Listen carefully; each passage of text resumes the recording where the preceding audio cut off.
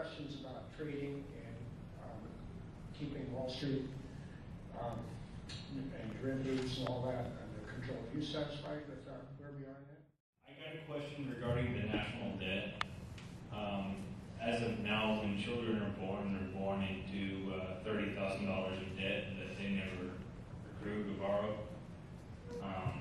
I have a moral problem with that because you're basically born into a debt slavery. Is there anything that you guys are working on to get us out of debt instead of borrowing more debt? Because at this rate, the treasury bonds are gonna collapse and this whole thing's gonna come down. That we have with China. When China exports goods to the U.S., it's about a 2.5% tariff. When the United States exports goods into their country, it's about 25%. And the other thing is outsourcing of American jobs. So, what can Congress do about those things? I've got a sort of long-winded question, and it starts with, why can't progressive Democrats, Republicans understand our nation is past broke? Governor Christie and Governor Walker seem to understand it because it's been news recently. Over the past 20 years, our country's been run over a cliff. In the last 14 months, there's been a rift created and we've been kicked into the abyss. We're in free fall. We want less government. We want a smaller government. We want less spending. We want a tremendous reduction in federal and state spending at all levels. And here's just two of them.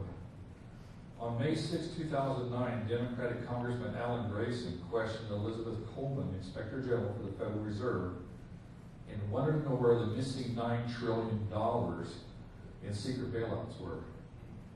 He hasn't gotten an answer yet. He was a Democrat.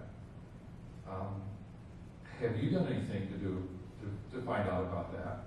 And do you understand that when the government chooses winners, it derails the free market economy? And the other one is just a more personal one, I'm sorry, but the Washington Watch website says that you have 24 pages of earmarked spending, and it sort of amounts to about $856 million in pork barrels. That's obscene. Why do you persist in it? In the Senate now, and he has 6202, Federal Reserve Transparency Act of 2011. And I'm up here to make sure that you understand that most of these questions in here are related with money. And all this Tea Party activity in the last couple of years is because we're irate because you guys are spending our money. And the Federal Reserve System was created 2 days before Christmas in 1913 when Congress was on a break. Most of the congressmen were at home doing Christmas. And a couple of people stayed in Congress and created the Federal Reserve, and Woodrow Wilson passed it. And ever since then, we've been under the Federal Reserve, which is fiat money, and it creates interest on top of it. So every dollar they print, they want back with interest on top of it. We're enslaved. We can never get out of paying interest on top of everything. There's never been an audit for the Federal Reserve, and that's what this bill is for, is to audit it.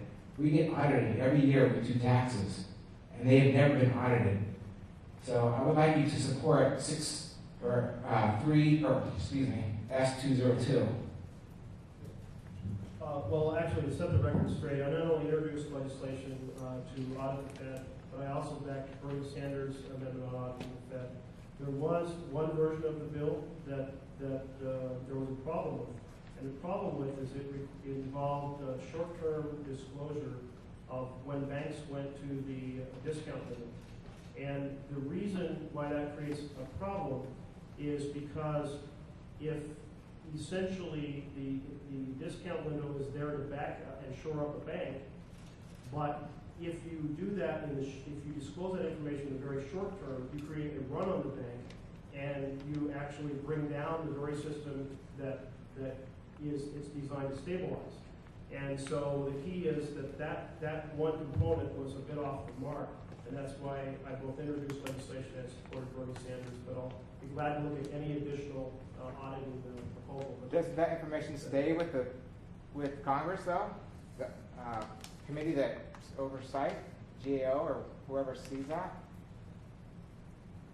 A lot of information from that audit was disclosed and made available to the American people, and that was our goal, was to get far more transparency on the Fed's activities. And we'd be happy to get you the same, it's all on the website, some of them. We'll try to, if you talk to Dan, we'll try to get you the same reference to where it is. Well, folks, I'm going to wrap up. First of all, thank you very much for hosting us and for drawing the tickets. And I'm going to talk in closing about one. The investment banks were doing something very interesting, which was they were taking really bad mortgages and packaging them up and selling them to investors, saying these are the best things available.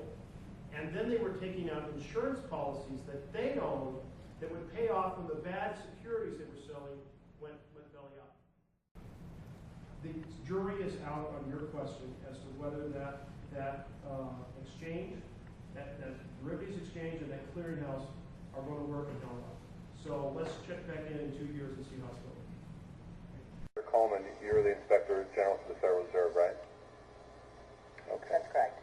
Have you done any investigations concerning the Federal Reserve's role in deciding not to save Lehman Brothers, which led to shockwaves that went through the entire financial system? In that particular area, you know, What about the $1 trillion plus in expansion of the Federal Reserve's balance sheet since last September? Have you conducted any investigations regarding that? we're actually conducting a fairly high-level review of the various lending facilities collectively. And that, but we're talking about events that started unfolding 8 months ago. Have you reached any conclusions about the Fed expanding its balance sheet by over $1 trillion since last September? We have not yet reached any conclusions. Do you know who received that money? We're in the process right now of doing our review, and Right, but you're the Inspector General. My question is specifically, do you know who received that $1 trillion plus that the Fed extended and put on its balance sheet since last September? Do you know the identity of the recipients? I do not know. We have not looked at that specific area at this particular point on those reviews. What about Bloomberg's report that there are trillions of dollars in off-balance sheet transactions that the Federal Reserve has entered into since last September? Are you familiar with those off-balance sheet transactions?